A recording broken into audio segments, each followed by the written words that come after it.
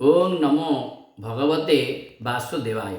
प्रिय सज्जन वृंद, आज आमे बुद्धि तत्व उपरे किसी गोटे आलोचना करवा। आपन को बोर लगुव कारण ए पंडित सार खाली तत्व गुड़ा कहते किसी गोटे पौराणिक इतिहास कहूना किंतु मत किंतु पौराणिक इतिहास केवल शिक्षापी क्यारेक्टर मुझे जाने क्यारेक्टर पुराण जो क्यारेक्टर अच्छा राम हूँ कि लक्ष्मण हूँ कि हनुमान हूँ तांकुठू तुम शिक्षा किसी कर मो निजर जहाँ हृदबोध किंतु तत्व हूँ मेन। तेणु आज आम से बुद्धि तत्व पर किसी गोटे आलोचना करवा।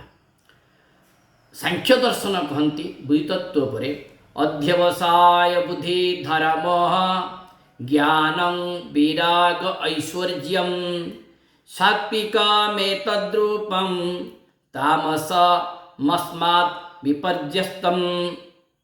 अर्थात अध्यवसाय अर्थ निश्चय, निश्चयात्मक बुद्धि।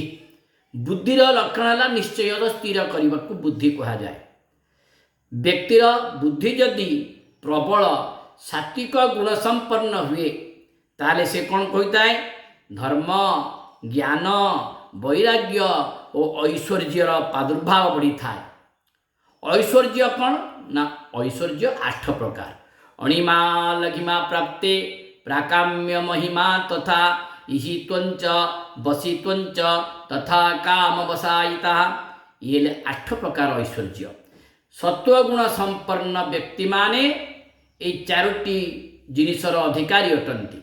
जेते बुद्धि सत्वगुण थाए, बुद्धि जिते बड़े विपरीत हो जाए अर्थात तामसिक हो जाए सेते बड़े कौन हुए से व्यक्ति तम गुणे रही थाए।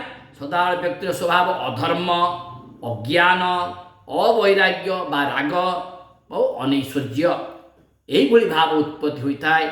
क्या बाड़ेबा क्या मारिबा क्या कटुकथा कहवा क्या अपमान देवा अहंकार देखा धनर गोटे प्रादुर्भाव अच्छी बोलिका अन्य को हीन दृष्टि देखा घृणा करवा एगुड़िक सब हूँ बुद्धिर विपर्जय। बुद्धि विपर्जय हेले यही हुए। तेणु बुद्धि सात्विक 4टी और तामसिक 4टी यही 8टी हूँ बुद्धिर लक्षण। एणु आमे समस्ते सत्वगुण रे गले भगवत प्राप्ति आड़िकी बुद्धि आमर गति करिवो। एणु ए सज्जन वृंद सदाबले अन्यर भल चिंतन कर, सत्कर्म कर, जहाँ खाइब भल खाइब भल देखिब भल करिब भल शुणिब ताले भल होइजिब। अन्यर खराब देखिब खराब खाइब खराब शुणिब ताले खराब होइजिब। आपण विचार करंतु आपण को मार्ग जिबे को मार्ग रे बुद्धि की आपण नेबे आपण को निर्भर करूछि। ओम नमो भगवते वासुदेवाय।